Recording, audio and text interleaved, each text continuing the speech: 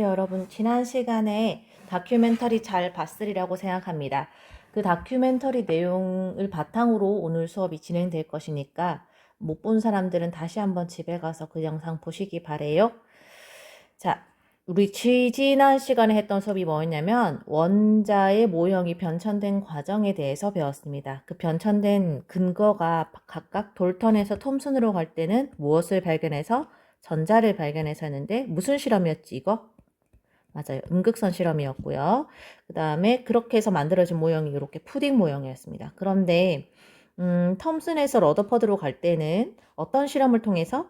네, 알파 입자 산란 실험을 통해서 아주 커다란 각도로 튀어나오는 알파 입자를 봄으로써 원자에는 질량이 크고 부피는 매우 작은 원자 핵이라는 게 존재할 것이다. 그리고 전자는 이렇게 돌고 있을 것이다. 원자 핵 주변 돌고 있을 거라고 예상을 했습니다. 그 다음에 뭐 양성자, 중성자가 차례로 발견됐는데 이 러더퍼드의 원자 모형도 수정이 되게 됩니다. 왜 수정이 되냐면 수소 원자의 선 스펙트럼을 설명할 수 없었기 때문인데요. 이걸 설명할 수 있는 모형을 제시한 사람이 누구다? 보호다. 이게 아마 1913년 정도였을 거예요. 그래서 보호의 전자 껍질 모형이 제시가 된 이야기를 지금부터 하도록 할 거고요. 그 다음 시간에는 요 시기쯤에 발견했던 그 오비탈 모형, 현대 원자 모형, 이렇게 두 가지 원자 모형에 대해서 학습하게 될 겁니다. 그래서 교과서 60페이지 보시면 현대 원자 모형, 앞으로 나올 양자수, 오비탈 이런 걸 이용해서 현대 원자 모형에 대해서 더 자세히 알아보도록 하겠습니다. 러더퍼드 모형보다 보호의 원자 모형이 왜 더 많은 채택을 받았느냐? 바로 1학년 때 선생님이랑 수업했는지 모르겠는데 수소기체를 넣은 관에다가 엄청난 고전압을 한번 주면은 여기는 수소가 에너지를 흡수하겠지. 에너지를 먹어서 아주 열받아요. 그렇게 되면은 얘도 빛을 내게 되는데 그 빛을 슬릿을 통과시켜서 프리즘에 통과시킨 다음에 이걸 분광기로 관측을 해보니까 우리가 햇빛 같은 경우에는 연속 스펙트럼이 나왔다는 게 우리 1학년 통합과학 제일 첫 시간에서 했던 거였어요. 그런데 햇빛 말고요. 수소기체에 엄청난 에너지 준 다음에 프리즘 통과시킨 빛을 보니까 이렇게 연속적이지 않은 불연속 스펙트럼이 나오더라는 겁니다. 이게 왜 그런지에 대해서는 러더퍼드가 설명할 수가 없었어요. 그래서 이 설명을 하기 위해선 지난 시간 동영상에서 봤던 에너지의 뭔 개념이 필요하다? 양자화 개념, 즉 에너지가 불연속적으로 존재한다라는 개념이 필요했습니다. 여기 보시다시피 이런 식으로 에너지가 양자화되어 있지 않을 경우에는 상자의 위치가 이렇게 연속적으로 어느 위치에서나 발견되겠죠. 하지만 에너지가 계단처럼 있을 때에는 에너지가 이렇게 특정 준위에만 전자가 관찰될 수 있는 거예요. 상자를 전자로 보시면 됩니다. 그리고 이 상자가 있을 수 있는 위치가 전자가 있을 수 있는 위치로 비유될 수 있다는 거죠. 그래서 전자 궤도는 양자화되어 있다라는 개념으로 전자 모형의 에너지를 설명한 사람이 보호였어요. 그래서 보호 원자 모형의 가정은요, 이런 식으로 전자 껍질은 원자에게서 가장 가까운 껍질부터 KLMN 이런 기호를 사용해서 전자가 특정 껍질 KLM이 뭐 이런 에너지 준위를 가진 데서만 전자가 존재할 수 있다라고 가정을 한 거예요. 참고로 KLMN의 기호는 보호가 붙인 건 아니에요. 왜 A부터 시작 안 하느냐?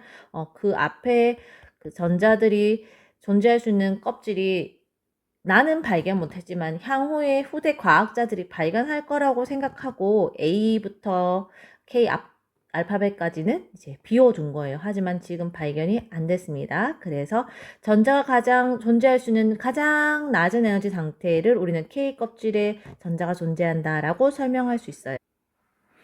네, 그래서 교과서 61페이지 제일 위쪽에 있는 그림 보시면은 전자가 존재할 수 있는 궤도가 양파 껍질처럼 이렇게 쌓여 있다라고 주장을 했고, 요렇게 요거를 2차원적 그림으로 표현하면은 요 그림 같은 겁니다. 그런데 이 K 껍질에 있는 전자가 원자핵이 제일 가깝게 있기 때문에 에너지적으로 제일 어떻다? 안정하다라고 해서 지금 보시다시피 K 껍질은 전자가 에너지가 가장 요 세로축 보시면 에너지가 위로 가면 갈수록 에너지가 높아지는 거 보이시죠?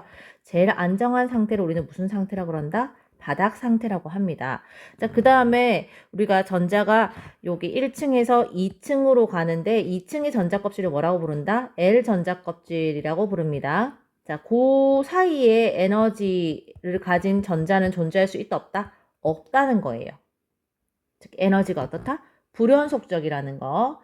그 다음에 L에서 M 사이에서 존재할 수 없고 L에서 전자가 뿅 사라졌다가 M으로 점프할 수는 있어요. 하지만 요 사이에는 에너지가 존재할 수 없다. 전자 에너지는 그 에너지는 가질 수 없다는 거. 자, 그리고 이 그림의 특징을 잘 보시면요. 우리가 여기를 1층이라고 할게요. 이렇게 1층, 얘는 2층, 얘는 3층이라고 하시면은 1층과 2층 사이의 에너지 갭이랑 2층과 3층 사이의 에너지 갭이랑 3층과 4층 사이의 에너지 갭이 점점점 어떻게 돼요? 줄어드는 거 보이시죠? 요것도 매우 중요합니다. 그래서 요 그래프를 해석할 때 중요한 거 몇 가지 한번 밑줄거 보자. 자, 요거 필요한 사람 필기할까요? 전자가 원자핵에서 멀어질수록 에너지가 어떻다? 크다라는 말은 안정하다, 불안정하다? 불안정합니다. 즉 K, L, M, N 중에서 에너지가 제일 높은 곳은 어디야 얘들아? 다 같이 대답해보자. 듣고 있는 티 내볼까? 쌤이 안 보이지만 네, N이 에너지가 가장 높아요. 그럼 에너지가 가장 낮은 곳은 어느 전자 껍질이다? K 껍질이다. 알겠죠? 자, 그 다음에 원자에서 돌고 있는 전자가 가질 수 있는 에너지는 연속이다, 불연속이다. 연속이다, 불연속이다? 네, 불연속이다. 그죠? 자, 그리고 더 중요한 건 얘들아, 너희 계단 1층에서 2층 가려면 계단을 이렇게 올라가려면은 너네들을 낑낑대면서 올라가야 되지. 그리고 위에서 밑으로 내려올 때는 조금 힘이 덜 들잖아. 그냥 수월하게 내려오지. 자, 요게 지금 에너지 흡수하고 방출로 연결이 됩니다. 요 밑에 그림 봅시다. 자, 우리는요, 이 전자가 핵 바로 옆에 있는 전자 껍질, 즉 에너지가 전자 껍질에 K 껍질에 있을 때 에너지가 가장 어떻다? 안정하다고 얘기합니다. 즉 원자가 가장 낮은 에너지 준위라는 것은 무슨 껍질에 있을 때? K 껍질에 있을 때 가장 어떻다? 안정하다라는 거예요. 이 상태를 그래서 무슨 상태를 한다? 바닥 상태, 그라운드 스테이트라고 합니다. 자, 그런데 여기에서 이 전자가 아까 우리가 수소 방정관이 징 하면서 고전압을 걸어줬다 그랬지. 그러면 이 전자가 가만히 있지 못하고 우와 밥 먹었다 이러면서 들뜹니다. 기분이 좋겠죠. 그래서 높은 에너지 상태의 전자 껍질로 위치를 이동시키게 됩니다. 즉 1층에서 2층으로 갔다고 생각해보자. 즉 그러면은 외부에서 에너지를 뭐 한 거야? 흡수해서 점프를 뿅 하게 돼요. 그러면 얘는 밥 먹었을 기분이 들뜨죠. 그래서 무슨 상태? 들뜬 상태예요. 그래서 원자가 에너지를 흡수하면은 높은 에너지 준위로 가니까 들뜨게 된다는 겁니다. 즉 아까 그래프랑 연결을 시키면 K 껍질에 있던 전자가 밥을 먹어, 에너지를 먹어. 그래서 점프를 뿅 하고 2층에 하게 돼. 그럼 에너지를 흡수한 거죠. 에너지를 흡수해. 자, 선생님 말이 지금 같은 말이라는 거 이해하셔야 돼요. 바닥 상태에서 들뜬 상태로 갈 때는 에너지를 뭐 한다? 흡수한다. 그러면은 높은 에너지 상태의 준위로 가니까 안정해, 불안정해? 불안정하지. 이 불안정한 애들은 금방 어떻게 뿅 하고 다시 무슨 상태로 가려고? 낮은 에너지 준위 상태로 가려고 뿅 하고 내려갈 수 있게 된다는 게 바로 에너지 들뜬 상태에서 에너지를 방출하게 되겠죠. 뿅 하고 내려갈 때. 아까 올라갈 때는 흡수했으니까 내려갈 땐 당연히 방출해야지. 그래서 들뜬 상태의 원자는 불안정해요.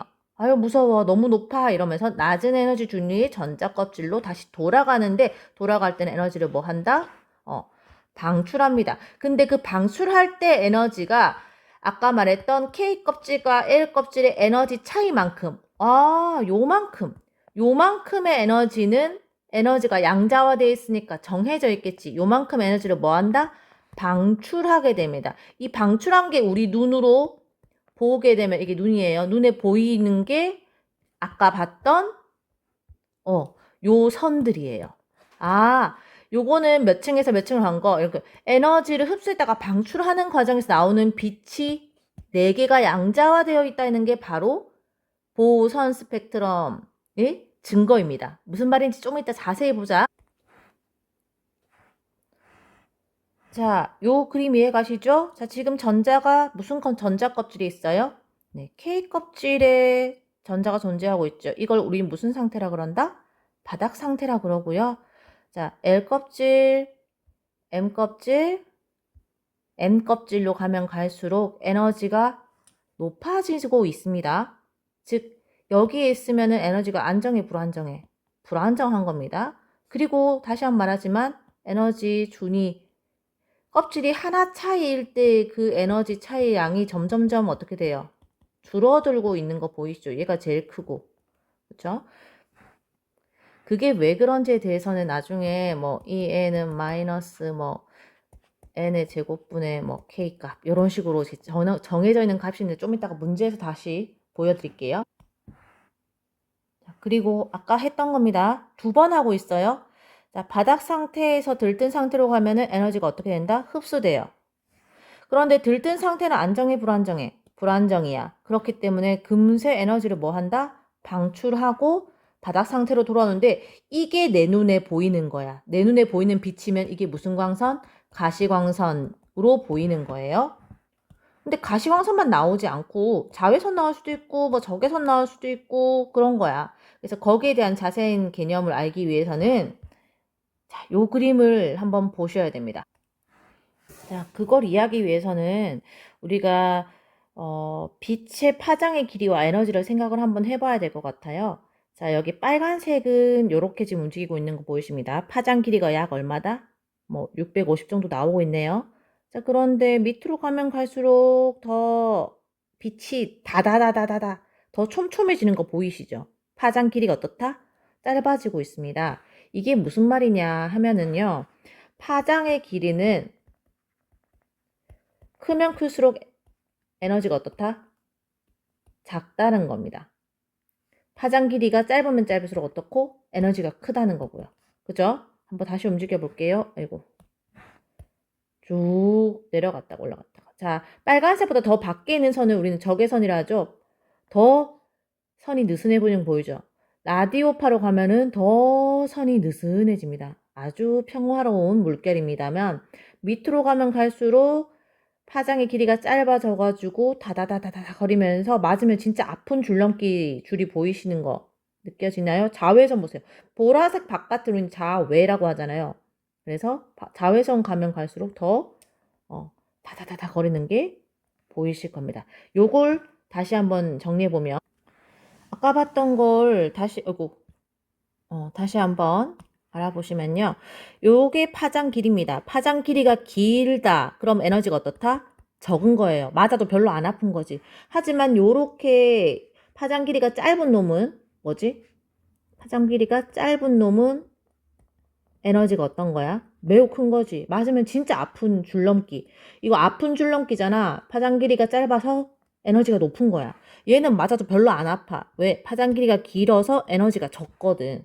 자, 그거 하나 기본 개념으로 알고 가시. 자, 그러면 우리 눈에 보이는 광선, 우리 가시광선이라 하잖아. 이 가시광선 영역이 여기 표시되는데 아주 좁은 영역이지. 즉, 인간이 볼 수 있는 광선을 가시광선이잖아.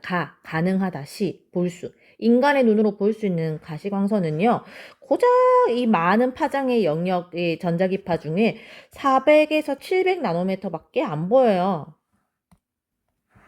그런데 우리가 빨주노초 파란보라고 표현을 한다면 빨간색이 파장 길이가 제일 어떤 거야? 그나마 넓은 거고 보라색 가면 갈수록 어떻다?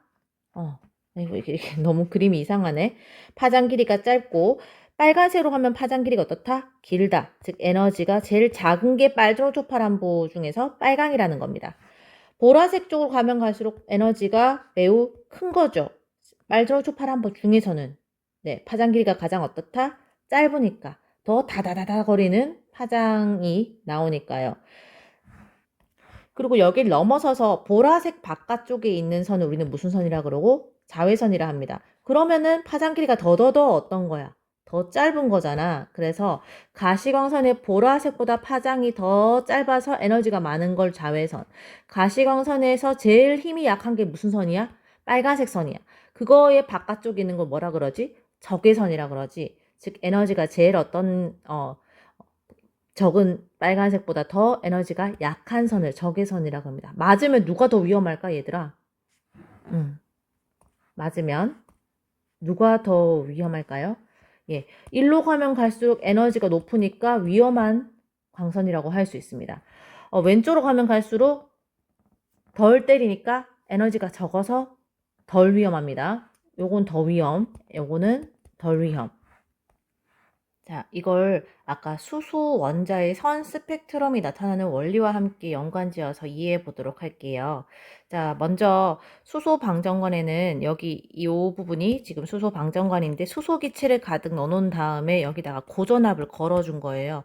그러면은 여기에 있는 수소는 원래는 전부 다 전자가 안정한 상태를 추구하다 보니까 바닥 상태 K 전자 껍질에 전자가 모두 위치하는 그런 상태였을 겁니다. 그런데 고전압을 걸어줬단 말은 전기 에너지를 엄청 많이 줬다는 거죠. 그러니까 여기에 있던 바닥 상태의 전자들이 전부 다 높은 에너지를 들뜨게 되는 거예요. 에너지를 뭐 한다? 흡수해서 들뜨게 돼요. 근데 그렇게 들뜬 상태의 에너지 가진 전자는 안정해요? 불안정해요? 네, 불안정하죠. 그러다 보니까 높은 상태로 들뜬 상태에 여기에 있는 전자들이 모두 불안정하다 보니까 더 낮은 상태의 전자 껍질로 내려오게 됩니다. 그렇게 내려오면서 나오는 발생시키는 에너지가 무슨 형태로 나오기 때문에 빛의 형태로 나오기 때문에 우리 눈에 보이는데 특히 이 부분, 우리 눈에 보였던 아까 선 몇 개? 4개인 부분은 여기 발목 해열이라고 적혀 있는데 좀 이따 설명할게요. 이 부분, 즉 전자가 1층까지는 못 오고 몇 층까지 왔을 때 2층까지 왔을 때 보이는 게 우리 가시광선 영역에서 우리가 관측되는 선 4개입니다. 이 그림이 무엇을 의미하는지 한번 알아볼게요. 여기에는 지금 높은 에너지 준위에서 아래쪽으로 지금 떨어지고 있는 이 선들은 각각의 에너지 준위에서 방출하고 있는 에너지 양이 얼마나 큰지 작은지를 표현하고 있는 그림이라고 볼 수 있을 것 같아요. 무슨 말이냐면은 지금 높은 데서 에너지가 지금 떨어지고 있잖아요. 근데 이 길이가 길면 길수록 에너지가 어떻다? 크다는 거예요. 그 다음에 요 길이가 얘가 제일 짧네요. 보니까 요렇게 짧을수록 에너지가 제일 어떻다? 작다라는 걸 의미한다는 거 파악하셨을까요? 그래서 지금 전자는 중간에 아무 데서나 즉 1층과 2층 요 사이에선 존재할 수 없고 1층, 2층, 3층, 4층 이런 식으로 특정 에너지 준위에서만 전자가 존재할 수 있다. 에너지의 양자화 얘기했었습니다. 그래서 지금 보시면은 여기에 나와 있는 여러 가지의 화살표들은 아까 방정관에서 전기에너지 충분히 먹은 애들이 지금 더 낮은 에너지 준위로 전이할 때, 전자가 전이할 때 방출되는 에너지의 양을 의미하는데요. 여기서 에너지가 제일 큰 게 누군지 한번 생각해 볼까? 즉, 화살표 길이가 제일 큰 게 바로 얘잖아요. 예. 요거. 요게 에너지가 제일 어떻다? 크다라고 할 수 있습니다. 빨간색 하니까 안 보이네. 얘가 에너지가 제일 그나마 어떻다? 작다라고 할 수 있겠네요. 그죠? 자, 그런데 우리가 아까 얘기했었죠. 에너지가 크면 클수록 파장 길이가 어떻다? 파장 길이가 뭐지? 요 길이가 어떻다? 다다다다다 거린다 그랬잖아요. 그럼 짧다. 라고 했습니다. 그러면은 에너지가 작으면 작을수록 파장 길이가 어떻다? 길다라고 할 수 있습니다. 즉, 이 화살표에서 요 놈이 파장 길이가 제일 짧은 선, 요 선이라고 말할 수 있고요. 그 다음에 요 놈이 파장 길이가 가장 어떤 선? 긴 선이다라고 이야기할 수 있습니다. 자, 무슨 말인지 모르는 사람들에서 더 자세히 해볼게요. 선 스펙트럼에서는 방출되는 빛 에너지의 파장에 따라서 서로 다른 위치의 선으로 나타나요. 파장이 짧을수록 아이고, 지워버렸네. 미안. 자, 파장이 짧을수록 에너지가 어떻다? 높은 빛이고요. 큰 빛이고요. 파장이 길면 길수록 에너지가 어떤 애다? 작은 빛에 해당합니다. 만약에 에너지를 흡수한 전자가 저기 높은 데에 있는 전자 껍질에 들떴다가, 선생님 지금 요거 빔 보이죠? 높은 데 들떴다가 여기 제일 첫 번째 전자 껍질로 떨어진다면, 즉 전자가 전이한다면 요 에너지 사이, 에너지 크기만큼의 빛이 방출될 겁니다. 이 에너지 간격이 가장 어떻다? 넓다. 에너지 간격이 가장 넓죠. 넓기 때문에 방출되는 에너지 양이 제일 어떻다? 클 겁니다. 에너지 양이 제일 크니까 파장 길이는 제일 어떨 거야? 짧을 겁니다. 그래서 요 빛으로 나오게 되는 것이죠. 그죠? 그 다음에 요 두 번째로 길이가 긴 놈 같은 경우에서는, 또 두 번째로 긴 놈 같은 경우는 들뜬 전자가 첫 번째 껍질로 역시 첫 번째 K 껍질로 전자가 전이하게 되면서 또 빛 에너지를 방출하겠죠. 근데 아까보다는 좀 에너지가 어때요? 작겠죠? 아까 첫 번째 1번보다는 2번의 에너지 크기가 작기 때문에 방출되는 빛의 파장의 길이가 두 번째로 나타나는 요 놈입니다. 좀 더 파장이 긴 쪽에서 나타나게 되겠죠? 비슷하게 이 세 번째 에너지 방출 크기와 네 번째 방출 크기도 점점점 파장 길이가 좀 더 긴 쪽에서 나타나는 요런 현상이 나타나게 됩니다. 하지만 전자가 에너지를 방출하면서 안쪽 껍질로 이렇게 떨어질 때 반드시 K 껍질로만 떨어지는 건 아니에요. 두 번째 껍질, 즉 L 껍질이나 N 껍질 이런 식으로도 전이할 수 있게 됩니다. 하지만 원리는 똑같아요. 처음에 있던 자리에서 떨어지는 자리까지의 에너지 차이만큼이 방출되는 거예요. 여기 2층으로 떨어지는 아이들의 방출하는 파장에 대해서 이야기를 해보겠습니다. 자, 그럴 때는 여러분 생각보다 1층과 2층 사이에 이 에너지 갭이 되게 커요. 그렇기 때문에 여기 보이시는 모든 층에서 1층으로 가는 파장이 바로 여기에 있는 요 파장 길이에 해당하는 영역의 에너지 방출에 해당하는 거거든요. 그런데 L 껍질에 전자가 떨어질 때에는 무조건 요런 식의 에너지 크기만큼, 아까 라이먼 계열이라고 적혀있는 요 나머지 애들보다는 무조건 파장이 내놓는 에너지가 크기가 훨씬 어떻다? 작아요. 그렇다 보니까 자, 얘가 에너지가 제일 크고 얘는 조금 에너지가 중간이고 얘네들은 에너지가 더 작아서 요런 식의 에너지 크기가 결정이 됩니다. 그래서 여기에 있는 에너지 큰 것들은 우리는 라이먼 계열, 즉 K 껍질로 떨어질 때는 우리가 모든 것들이 파장의 길이가 매우 어떤 아이들? 짧은 아이들, 에너지가 어때서? 매우 커서. 그래서 요거를 우리는 라이먼 계열이라고 하고, 우리가 여기가 우리가 보이는 영역이 아까 말했듯이 발머 계열이거든요. 이게 가시광선이라면 가시광선보다 파장이 좀 더 짧고 에너지가 크니까 보라색 바깥쪽의 파장의 길이를 가진 애들은 우리는 무슨 선이라 그러죠? 네, 자외선이라 그러죠. 예, 얘네들은 자외선 영역에 에너지에 해당하는 파장 길이를 가진 빛이 방출되는 겁니다. 자, 그 다음에 지금 보게 될 발머 계열이 바로 우리가 눈에 보게 될 요 굵은 4개의 선이 방출되는 원리인데요. 자, 여기서 에너지가 가장 큰 선은 어디예요?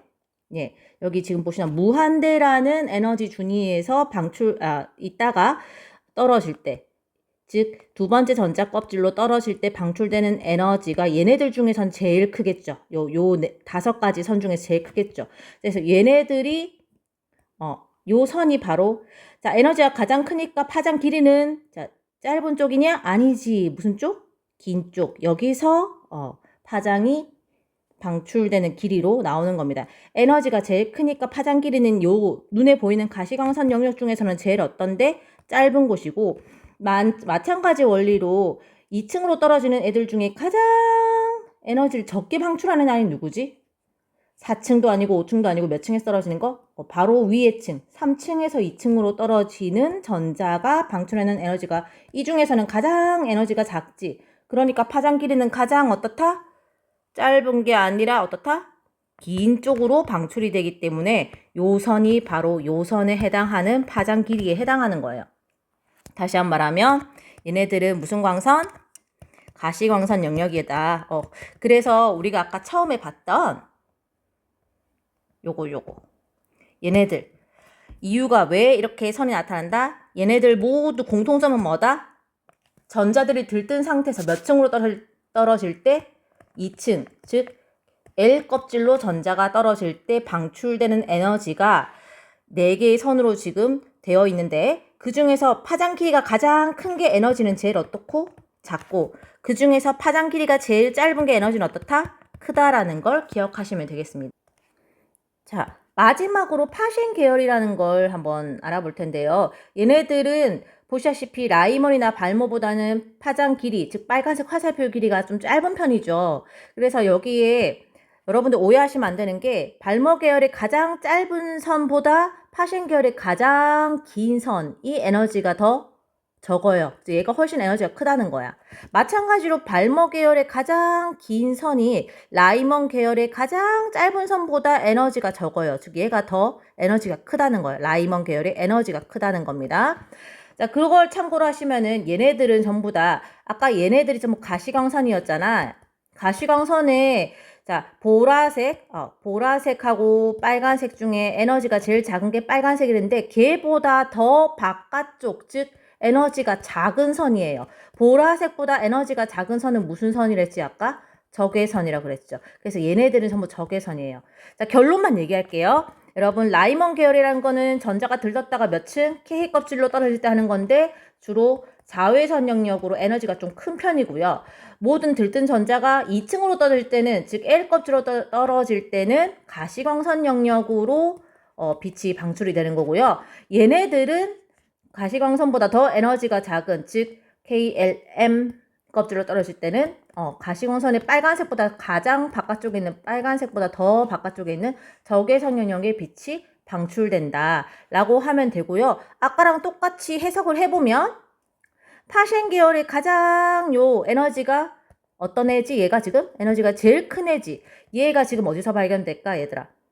이 파셴 계열이 여기 만선 많네. 얘네들이 요렇게 제일 요쪽에 발견되겠지. 파셴 계열에서 에너지가 제일 얘는 어떻다? 작은 거지. 에너지가 적어. 그렇기 때문에 파장 길이는 제일 어떤 쪽에서 발견된다?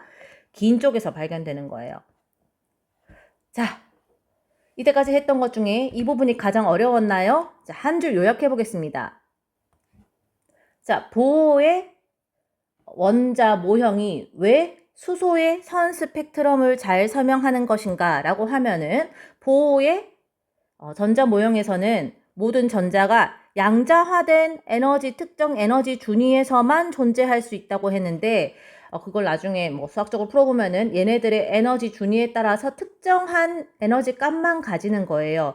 그래서 전자가 들떴다가 다시 아래쪽 에너지 준위로 내려올 때 방출하는 에너지가 연속적이다, 불연속적이다. 당연히 얘네들이 에너지가 양자화되었으니까 방출하는 에너지도 다 양자화되어 있는, 즉 불연속적이겠죠. 그래서 이 선 스펙트럼이 이렇게 불연속적으로 나타나는 이유를 보호의 원자 모형으로 설명할 수 있게 됩니다.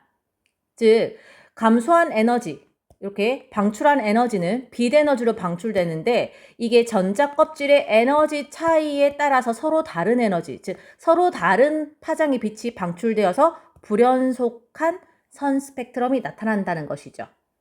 그리고 첨언하자면 라이먼, 발머, 파셴은 모두 사람 이름입니다. 제일 처음에 발머, 눈에 보이는 광선이 발머가 먼저 발머라는 게 이제 발머한 사람이 이제 과학자 교사였다고 선생님 알고 있는데 수소 방정관에 전압 걸었을 때 수소들의 전자가 들떴다가 떨어지는 과정에서 빛이 방출되는데 이게 눈에 보이는 영역으로 방출되는 걸 실제 스펙트럼으로 관찰했기 때문에 이걸 이제 발머 계열이라고 합니다.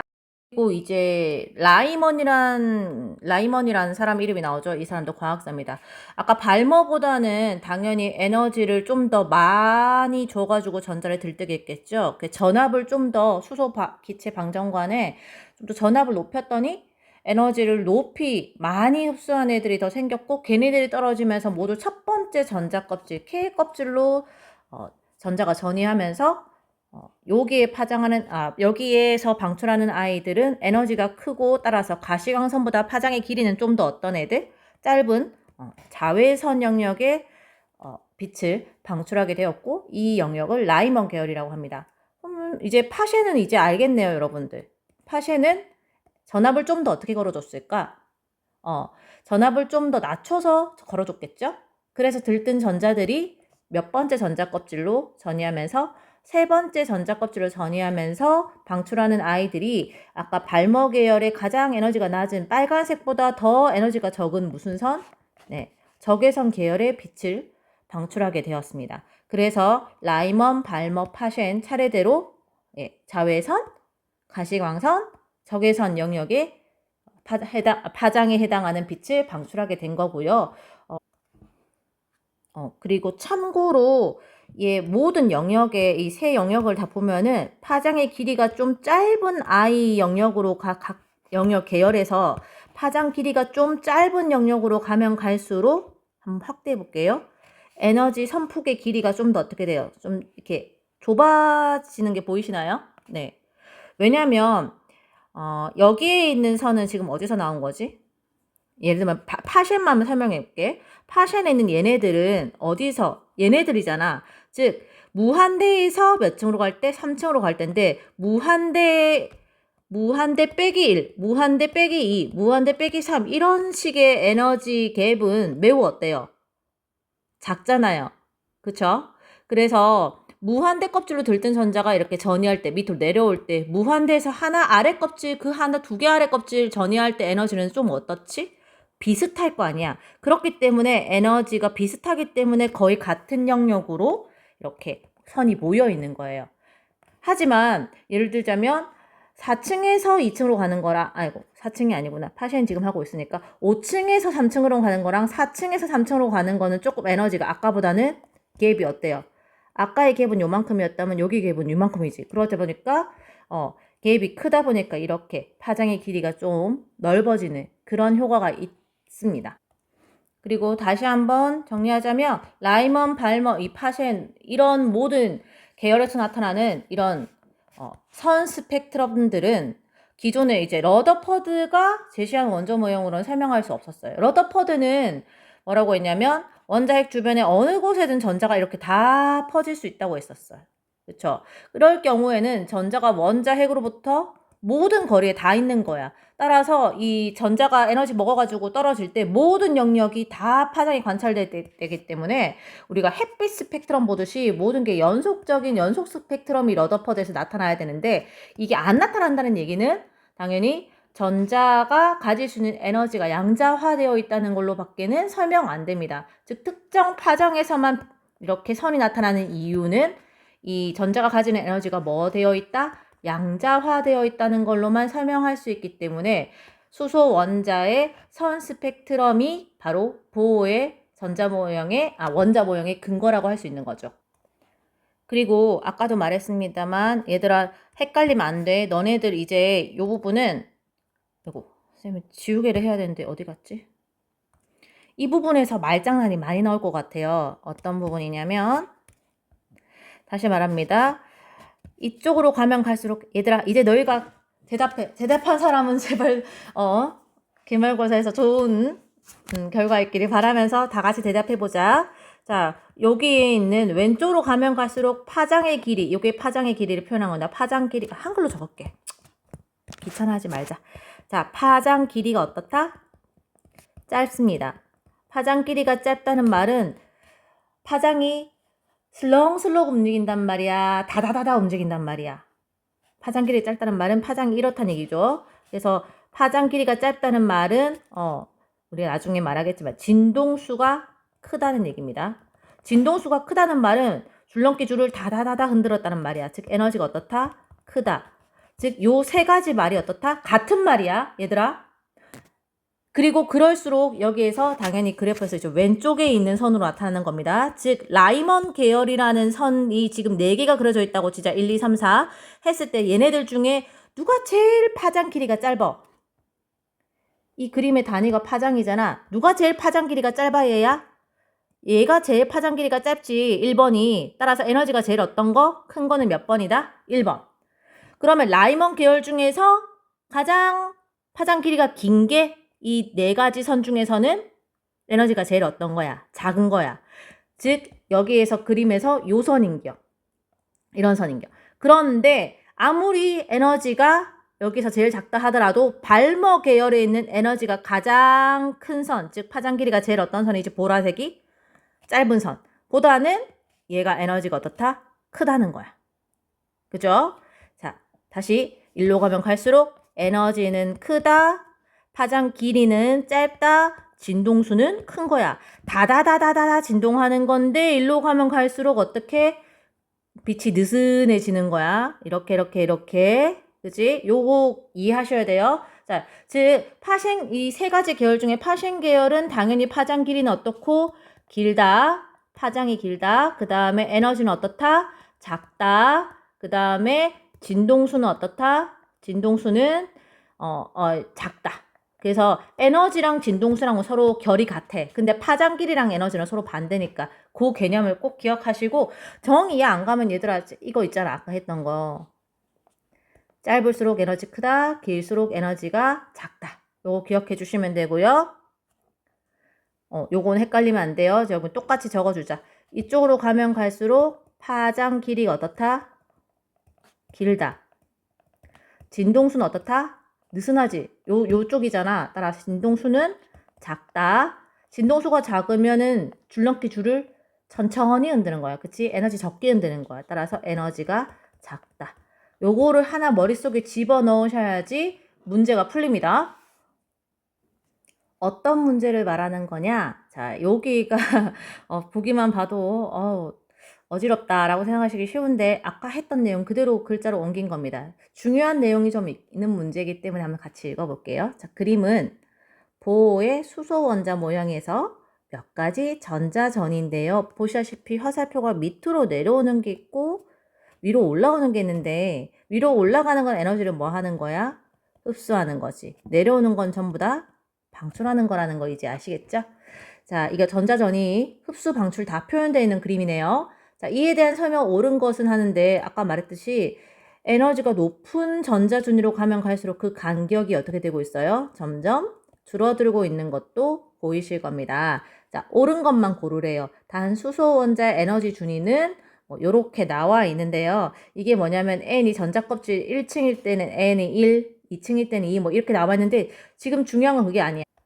그것까지는 지금 여쭤보질 않겠습니다. 자, 그렇지만 여기다가 1 넣었을 때랑 2 넣었을 때 에너지 간격 계산해보면은 실제로 요 간격이 점점 줄어들 수밖에 없다는 결과가 나오거든요. 하지만 이제 여기에 나오는 식이 이제 교육 과정에서는 바뀌니까 쌤이 요 니은은 그 전 교육 과정에 나왔던 문제니까 요런 문제는 이제 생각 안 할게요. 요거까지 하려면은 계산이 좀 들어가긴 합니다.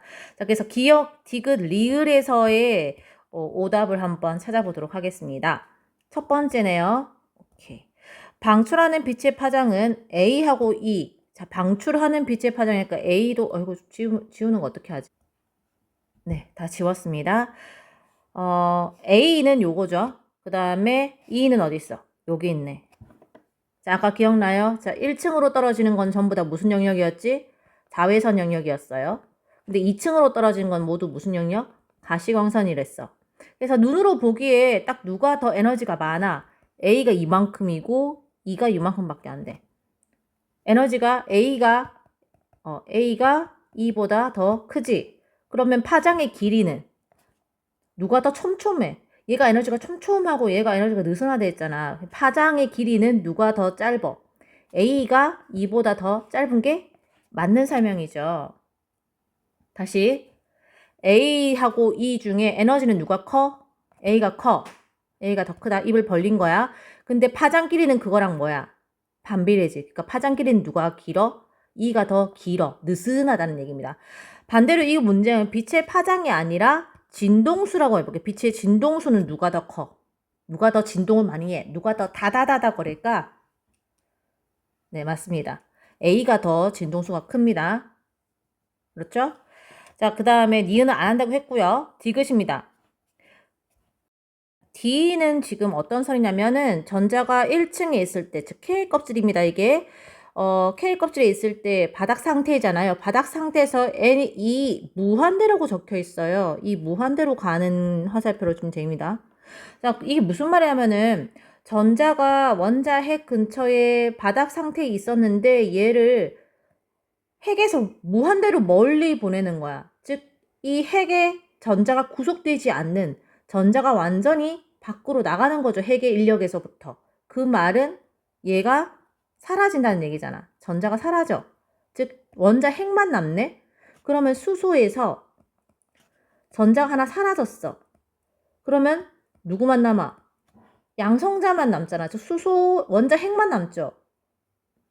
즉 수소를 수소 이온으로 이온화시키는 데 드는 에너지를 바로 이렇게 표현합니다. 전자를 떼어놨는데 필요한 에너지.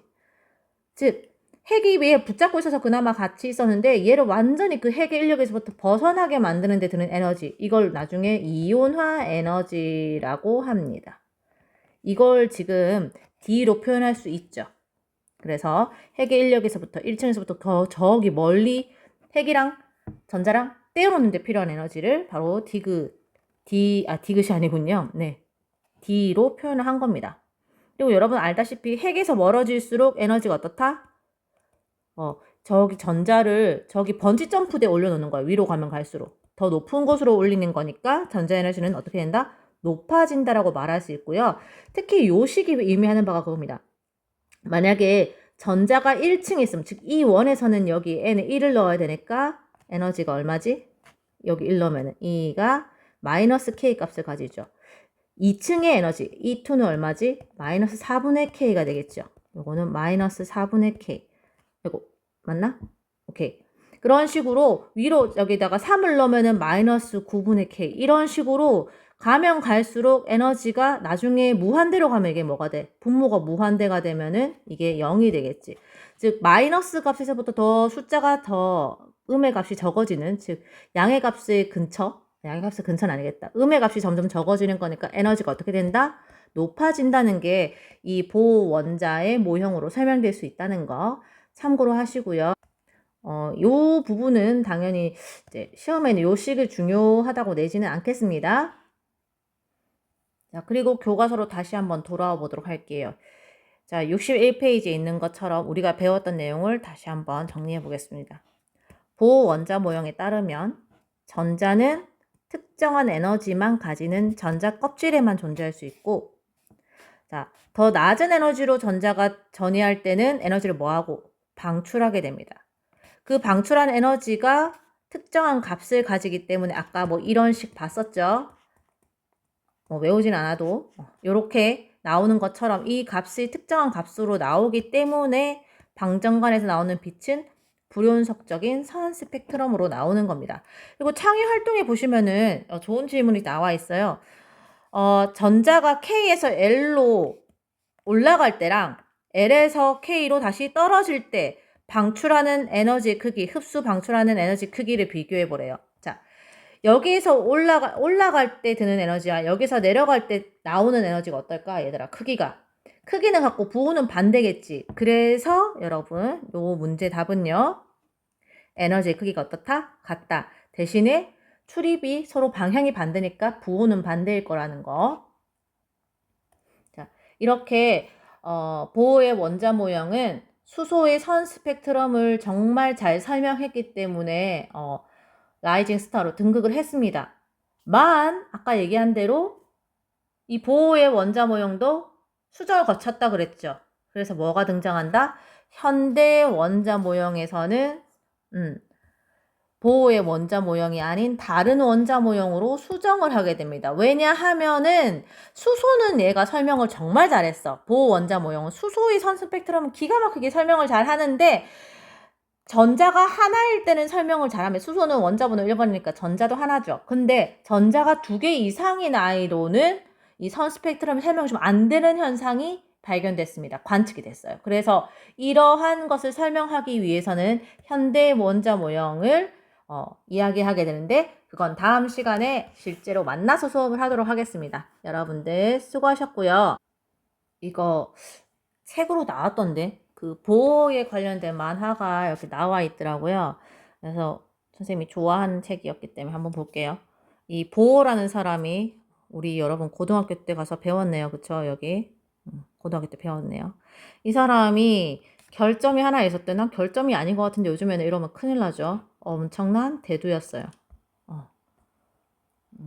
우리 연예인들 대두 사진 보면 되게 많이 충격적이죠. 그래서 대두였기 때문에 어, 여기 보시다시피 세계대전이 터지니까 비행기 타고 도망가려고 했는데 이제 헬멧을 줬는데 헬멧이 이렇게 너무 작았대요. 그래서 이런 식으로 헬멧이 안 맞아가지고 실제로 소리가 안 들려가지고 산소 마스크도 못 쓰고 이래가지고 실제로 기절했는데 예. 산소 마스크 끼랬는데 왜 안 꼈니? 여기 너무 커서 그랬다는 거죠. 하지만 무사히 깨어났다고 하네요. 기절했다가. 대두가 위험하대요. 그리고 두 번째인데 보가 유명한 축구 선수다 보니까 덴마크 국왕이 너네 동생 축구 선수지 뭐 이렇게 하니까 보가 자존심 상했죠. 자기도 진짜 물리학계에서 큰 획을 그은 과학자인데 그래서 되게 중요한 말이 나오네요. 여러분도 유명해지고 싶으면 공부를 멀리하고 축구를 우리 반에 축구 잘하는 친구들이 많더라고요. 유명해질 것 같습니다. 그 다음 위대한 물리학자였지만 이해력이 떨어져가지고 뭔 소리인지 모르겠다. 선생님도 이런 소리를 많이 합니다. 자, 그래서 영화 볼 때도 이해 못하고 하는데 게다가 원자폭탄 회동도 했는데요. 하이젠베르크 아시죠? 여러분 영화도 나왔잖아요. 그분이 이거 원자폭탄 개발 멈추자 이렇게 만들기 어렵고 막 이렇게 인류 멸망을 할 수도 있다라고 얘기를 했는데 보호는 듣다가 잘못 이해하죠. 헐, 쟤네 잘 만든다고 지금 폭탄 잘 만드는다라고 자랑하는 건가? 뭐 이런 식으로 오해를 해서 잠시 불어가 있었다고 합니다. 그래서 하지만 그럼에도 불구하고 이 하이젠베르크의 제안을 싸그리 오해해서 원자폭탄 개발에 중요한 역할을 합니다. 이렇게 내가 먼저 만들었지 이러면서 하이젠베르크는 만들지 말자라고 했는데 영화 본 사람은 아시겠죠? 요까지 오늘 수업하고 마치겠습니다. 여러분 정말 어려운 개념인데요. 양자역학하고 여기 많이 겹치고요. 물리학 하시는 분들은 요번 내용이 또 나올 거예요. 그래서 물리 하시는 분들 조금 더 두 번째 듣게 될 기회가 있겠지만 생물 하시거나 지구학 하시는 분들은 이번 수업을 꼭 잘 이해하셔서 좋은 결과 있으시길 바랍니다. 다음에 뵐게요. 안녕.